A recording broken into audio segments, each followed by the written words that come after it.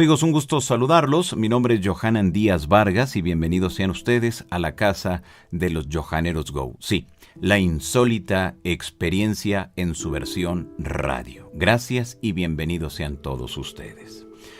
Déjenme informarles que al mediodía del pasado domingo 27 de diciembre de 2020, falleció a los 85 años de edad en la Ciudad de México el reconocido abogado, escritor y conferencista Antonio Velasco Piña, autor de libros entre los que destacan Regina, 2 de octubre no se olvida, Tlacaelel, El Azteca entre los aztecas, La Guerra Sagrada de Independencia, entre muchos otros, que ayudaron a varias generaciones a conocer y a entender a la espiritualidad que estaba intrínsecamente ligada a nuestras vidas.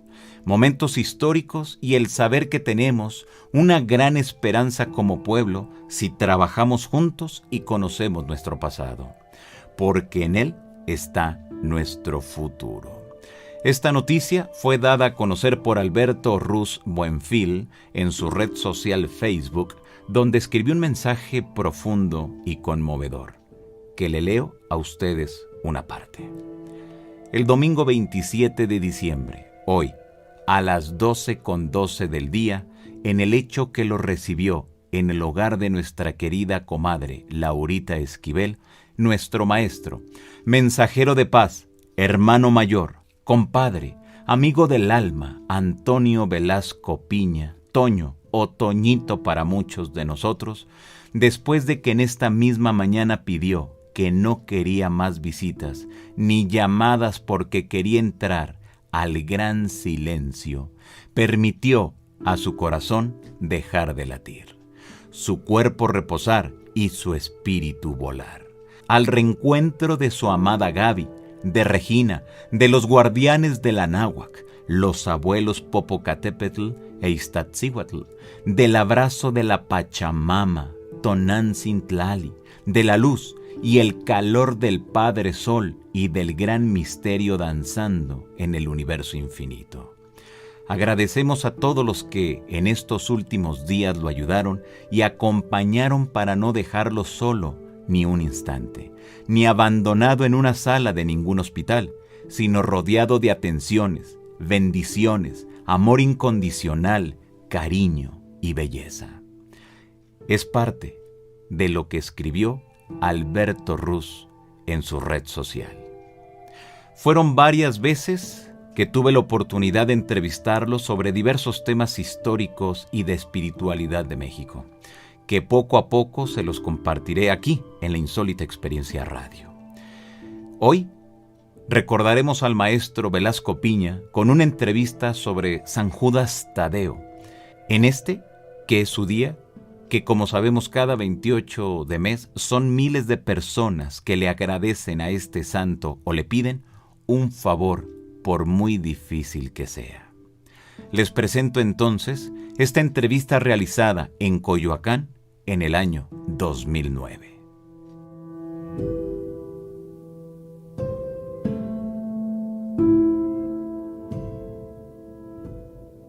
Amigos, un gusto saludarlos. Nos encontramos con el escritor Antonio Velasco Piña. Don Antonio, un gusto saludarlo. ¿Cómo le va? Muy bien, el gusto es para mí. Pues gracias, don Antonio. A ver, platíquenos, ¿qué es lo que usted presenta con este libro de San Judas Tadeo? Bueno, es una biografía sobre San Judas Tadeo, que más allá de la devoción religiosa, que es enorme, sí, es todo un fenómeno social. Es increíble cómo en unos cuantos años este santo ha cobrado tal fama que actualmente en la Ciudad de México es ya la segunda festividad religiosa después de la del 12 de diciembre. Es decir, no hay ninguna otra festividad, con excepción de la Virgen de Guadalupe, que convoque a un mayor número de fieles, como ocurre los días 28 de octubre de cada año en la iglesia de San Judas Tadeo. Entonces, el personaje es realmente fascinante. Lo increíble es cómo durante tantos siglos permaneció prácticamente ignorado. La explicación no la sé, quizás el nombre no le era muy favorable, porque pues, lógicamente el nombre de Judas siempre nos trae a la memoria el de Judas Iscariote. Y quizás también la causa de por cuál permaneció ignorado tanto tiempo es porque el mensaje que él llevó era un tanto diferente al que llevaron todos los apóstoles de Cristo, porque mientras todos ellos evangelizaron en la zona del Mediterráneo en una actitud de repudio y de confrontación a las religiones allí existentes, él llevó el mensaje de Cristo al Extremo Oriente, llegó hasta la India, pero no lo hizo en forma de condenar a las religiones que ahí existían, como el brahmanismo, el budismo, sino simplemente de incorporar a estas religiones el mensaje cristiano en lo que los dirigentes de estas religiones consideraran que era posible lograr esta incorporación. Otra razón también que lo hace muy actual a este santo es que siempre propició por la igualdad de derechos entre hombres y mujeres. Recordemos que en el judaísmo en aquella época el esposo podía repudiar a la esposa, pero la esposa no podía repudiar al marido, y que, por ejemplo, si la mujer cometía adulterio, se le penaba lapidándola, es decir, cualquier persona podía apedrearla, y si el hombre cometía adulterio no le pasaba absolutamente nada, y las mujeres estaban totalmente relegadas en lo que se refiere a los rituales, o sea, estaban simplemente como testigos, pero no podían participar en ellos. Y en cambio, la esposa de Judas Tadeo, que es Marta, participa todo el tiempo a su lado, y esto es apoyado por Cristo, si no hubiera sido posible esta participación de ella. Recordemos dos cosas importantes en la vida de este santo. Una, que fue, con la excepción de los padres de Cristo, o sea, de San José y de la Virgen, quizás el personaje que convivió más con Cristo, porque era hijo de un hermano de San José, y vivió en la misma casa que Cristo desde en su infancia y su juventud. Y esto lo hace un personaje muy especial, ¿no? Estas tres características: su parentesco con Cristo, su feminismo y su ecumenismo, ¿no? De que no hay que condenar las religiones. Entonces, quizás por eso, sobre todo por estas dos últimas razones, es un santo que es como muy actual, pues, porque, insisto, durante muchísimos siglos permaneció totalmente ignorado, ¿no? Entonces eso lo hizo, a mi modo de ver, un personaje muy interesante que merecía la pena de biografiarlo, y no nada más de tener unas cuantas notas como unos pequeños folletitos como existía hasta ahora. Ahora, entonces, es una biografía completa, una biografía donde la gente puede conocer más sobre San Judas Tadeo. Pero ahora, al 2009, don Antonio, ¿cuál considera que sea la importancia para los actuales mexicanos, la actual generación? Primero, su enfoque religioso ecuménico, es decir, de no repudiar las otras religiones y nada más hacer que prevalezca el cristianismo, sino al contrario, tener un gran respeto hacia las otras religiones. Y segundo, su feminismo, es decir, esta lucha por la igualdad de derechos entre hombres y mujeres, creo que la hace un santo actual. En el caso concreto de México, es increíble ver cómo miles de muchachos que no tienen una práctica religiosa constante, en cambio sí son muy devotos de San Judas Tadeo, ¿no? Un día 28 de cualquier mes hay miles de personas ahí, y yo creo que es más representativo de lo que este santo es actualmente que lo que puede encontrarse en mi libro, es decir, ver a miles de gentes cargando sus estatuas, vestidos de San Judas Tadeo, y las cosas que le comentan a uno, ¿no?, de los milagros que realizan. Entonces es un santo muy actual. De las causas difíciles. De las causas difíciles y desesperadas, entre otras cosas, conseguir empleo, o cosas de ese tipo, van muchas gentes con esa petición, ¿no? Lo que me llama la atención, don Antonio, de este libro es el hecho de las rutas sagradas, el del báculo, sí, y pues el interés siempre de ayudar, y como en alguna parte de su libro lo menciona, el amor. Sí, mire, lo de las rutas sagradas es importante porque creo que en esta época moderna en que somos terriblemente materialistas, hemos caído en este error que le está costando a la humanidad mucho, que es por nuestra ignorancia del funcionamiento de los ecosistemas y de las leyes naturales. Hemos producido toda esta contaminación y todo este desastre en la Tierra, y se nos olvida que para todas las culturas del pasado consideraron siempre a la Tierra como un ser vivo, y que como tal hay partes de este organismo vivo que son especialmente delicadas e importantes. Por ejemplo, las rutas sagradas, que dentro de la Tierra son el equivalente a lo que para nosotros son las venas, por ejemplo, el sistema nervioso. Entonces, en todas esas tradiciones siempre se ha hecho un énfasis especial en que el ser humano tiene una responsabilidad en relación con la Tierra, y sobre todo con estas venas, con este sistema nervioso de la Tierra, en que hay que tratarlo con especial cuidado, y esto es el origen verdadero de todas las peregrinaciones. Las peregrinaciones siempre recorren una ruta específica, no van por cualquier parte, y en una actitud de conciencia determinada. Se trata de ir en una forma adecuada a la sacralidad de esa ruta. Entonces eso fue lo que hicieron en gran todos los apóstoles de Cristo recorriendo las rutas del Mediterráneo, y en el caso concreto de San Judas Tadeo, todo lo que se refiere a la Mesopotamia, a Persia, a la India, él recorrió esas rutas con ese báculo, ¿no? Que era un instrumento de trabajo para reactivar la energía característica de esas rutas. A mí lo que me ha llamado mucho la atención, don Antonio, es el hecho de que vemos la imagen de San Judas Tadeo y la comparamos con los actuales de Jesús y prácticamente es lo mismo. Bueno, recuerda que ellos eran primos hermanos por partida doble, porque como le digo, el padre de Judas Tadeo era hermano de San José y su madre era prima de la Virgen María. Entonces, genéticamente debe haber habido una gran semejanza entre ellos, ¿no? ¿En México esas rutas también se aplican o solamente es en aquella parte del mundo? Por supuesto, el organismo de la Tierra es total. Entonces en México hay rutas, pues, lo que hicieron los aztecas fue precisamente recorrer esa ruta sagrada. Aquí en nuestra propia Ciudad de México es algo que mucha gente ignora, pero hay rutas importantísimas, por ejemplo la que une a Chapultepec con el Zócalo. Es decir, la puerta de entrada sagrada al Zócalo es Chapultepec, y esta ruta es recorrida en una actitud especial. Por ejemplo, ahí es donde se hacen las manifestaciones políticas y donde se hacen las marchas militares. Es una ruta muy distinta a la que une a Tlatelolco con la Basílica de Guadalupe, donde nadie se le ocurriera hacer manifestaciones ni hacer marchas militares, sino todo el mundo va en una actitud devocional.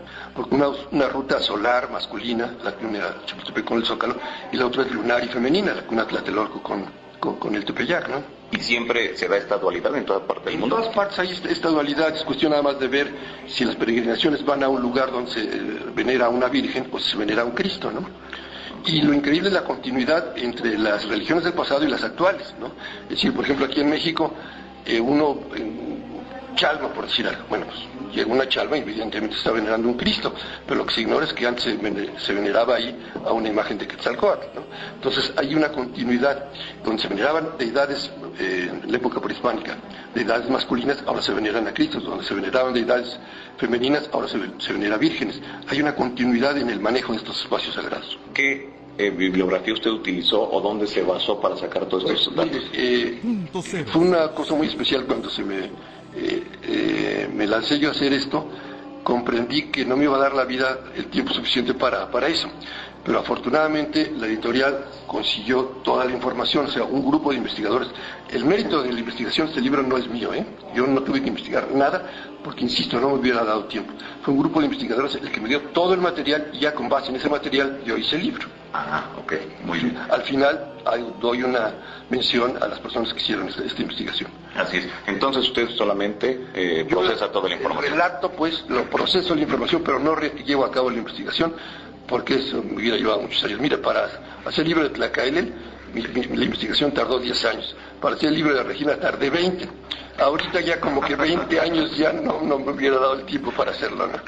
Así es. Al momento de que leemos San Judas Tadeo, apóstol de las causas perdidas, inmediatamente nos referimos que es un libro religioso. ¿Es así? Sí, pero el personaje trasciende el esquema puramente religioso. Evidentemente el personaje, pues, es un apóstol de Cristo, es un libro religioso, pero lo trasciende por eso que mencionábamos al principio, porque no nada más es un apóstol, sino que es una persona que se adelanta a su tiempo, en su lucha para la igualdad de derechos de hombres y mujeres, en su visión ecuménica de la espiritualidad.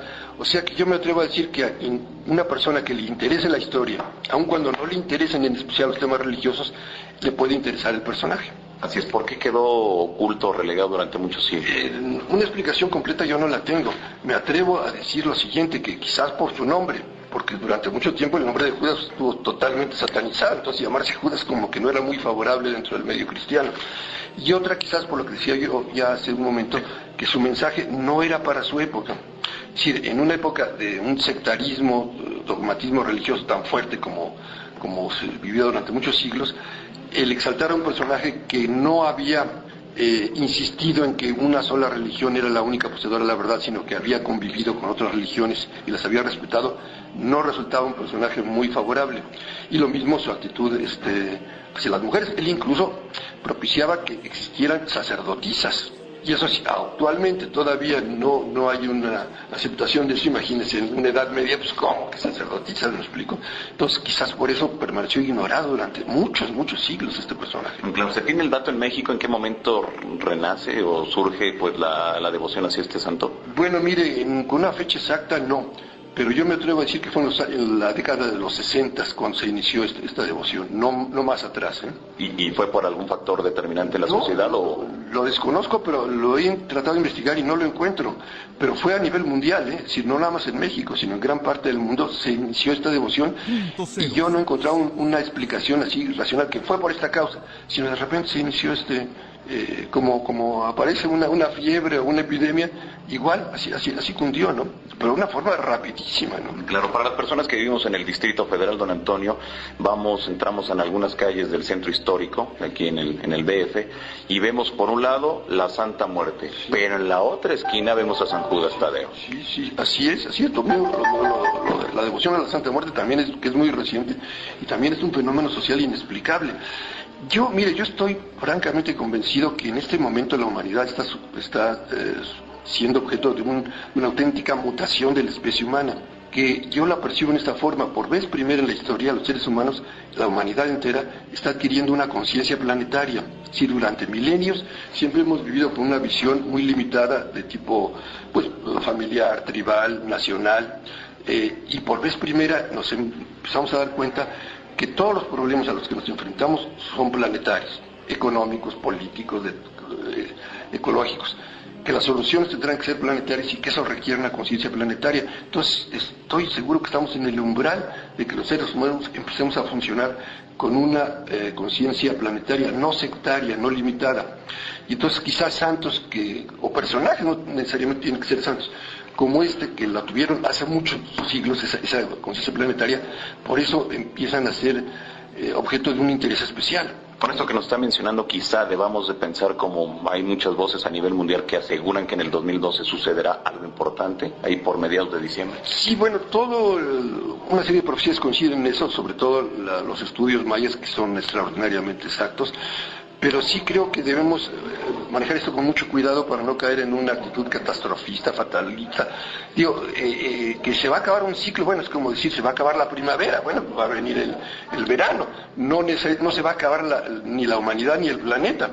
Un ciclo va a terminar y es muy evidente que toda una serie de ideologías del pasado, de instituciones del pasado, se están colapsando ante nuestros ojos, ¿no? Ya no funcionan. Estamos viviendo un final de era, que es lo que en gran parte explica toda esta violencia, toda esta decadencia de todo género que inunda la humanidad, pero que al contrario debemos de estar optimistas porque al terminar un ciclo se inicia otro, y que casi siempre el inicio de los ciclos es la parte mejor, es como la infancia de una cultura o de la humanidad misma, en donde se pueden hacer más cosas porque hay que rehacer todo otra vez, es decir, otra vez crear nuevos parámetros, nuevas ideologías, sobre todo nuevas formas de convivencia social y económica que se están derrumbando de nuestros ojos las que provienen del pasado, ¿no? Claro, se asegura que cuando hay una crisis la sociedad tiende a relegarse o a irse hacia las cuestiones místicas, esotéricas, religiosas, etcétera. Sobre todo, porque las palabras a veces traen alguna connotación negativa, como puede ser lo esotérico. Incluso lo religioso para personas que no sean religiosas es una palabra que la rechazan. Yo me atrevo a decir que lo característico es una ampliación de conciencia y una mayor espiritualidad, no necesariamente adscrita a una religión determinada, sino una mayor presencia del espíritu y una disminución del materialismo. Y yo creo que cualquier ser humano de buena voluntad está de acuerdo en eso, en que se necesita una renovación espiritual y una ampliación de conciencia de los seres humanos, y creo que esto se está dando. Lo que pasa es que lo que nos llama la atención es siempre los factores de decadencia que observamos, es decir, eso es el amarillismo, eso es lo que destaca. Y en cambio, las personas o los grupos que ya están encarnando esta nueva era permanecen prácticamente desconocidos, porque no importa a mucha gente, por ejemplo, que existan grupos maravillosos que están trabajando con los niños de la calle, con los enfermos, con los marginados. Eso como que no es noticia, ¿no? No llama la atención. No llama la atención, pero eso es lo verdaderamente importante. Es como, digamos, cuando estaba desintegrando el Imperio Romano, que estaba en el final de la cultura grecolatina. Lo importante era eso, ¿no? Es decir, desde las matanzas en el circo hasta las devaluaciones y los crímenes políticos. Pero lo que tenía futuro era que en las catacumbas había grupos de personas, que eran los cristianos en ese momento, que estaban intentando rescatar los valores tradicionales del pasado, formar una nueva escala de valores, ampliar su conciencia, y ahí estaba el futuro, porque la cultura occidental surge con ellos.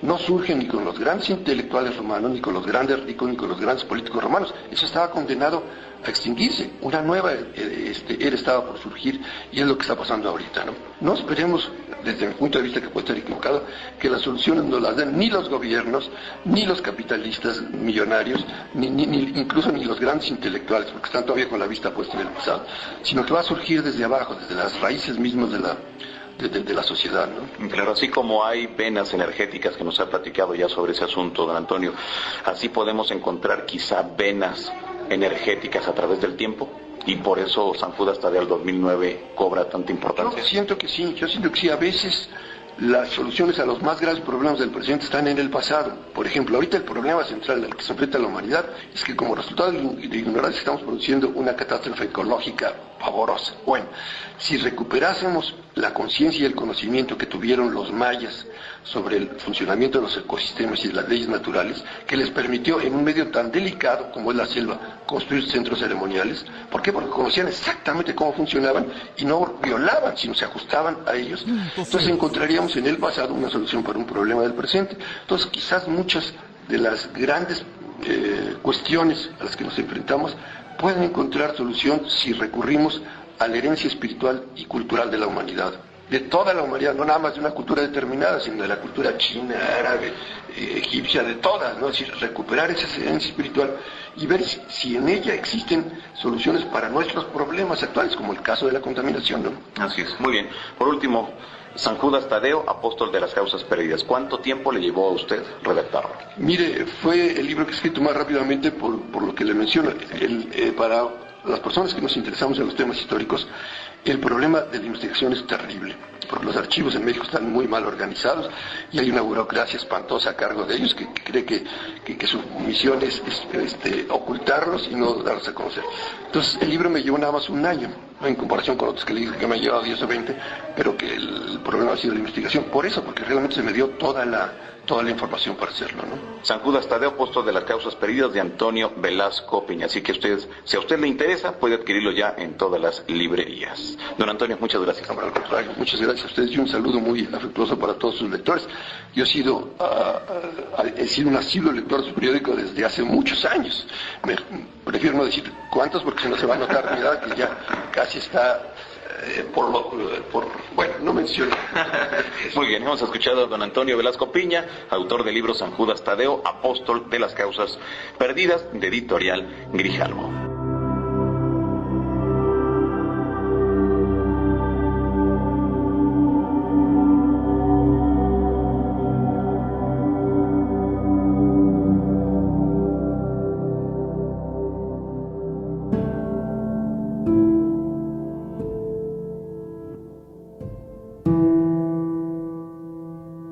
Como hemos podido escuchar a don Antonio Velasco Piña aquí en esta entrevista realizada en la alcaldía de Coyoacán en el año 2009. Y déjeme leerle la contraportada de este libro, San Judas Tadeo, apóstol de las causas perdidas, de Antonio Velasco Piña, que tengo en mis manos en estos momentos.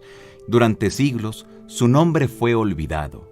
Sin embargo, San Judas Tadeo fue quizás el único de los apóstoles que atestiguó la vida de Jesús de principio a fin, pues era su primo. La importancia de su apostolado encierra una serie de preguntas cuyas respuestas no son tan conocidas. ¿Qué pasó con la vida de este hombre que difundió la palabra de Jesús? ¿Por qué es conocido como el apóstol de las causas imposibles? ¿Por qué tenía como premisa principal la tolerancia y la integración? ¿Qué le hizo intentar rescatar el papel de la mujer dentro del servicio religioso? A través de una narrativa emotiva y sugerente, Antonio Velasco Piña lleva al lector a un viaje iniciático que lo conducirá hacia el espíritu de un hombre que, desde joven, se comprometió con las enseñanzas de quien cambió la historia de la humanidad. Muchas de las inquietudes que vive actualmente nuestra civilización, como la integración de todas las visiones del mundo, la preponderancia del papel de la figura femenina en la concepción del mundo y, sobre todo, la tolerancia como medio de convivencia no son cosa reciente. Hubo alguien que las pregonó desde hace 2000 años. Este libro nos dice cómo sucedió. Ese libro, San Judas Tadeo, apóstol de las causas perdidas, de Antonio Velasco Piña, que usted ha escuchado la entrevista que tuvimos con él en el año 2009. Sirve entonces esta entrevista, sirve entonces este audio para recordar parte de lo que nos dijo don Antonio Velasco aquí a la insólita experiencia. Descanse en paz, Antonio Velasco Piña.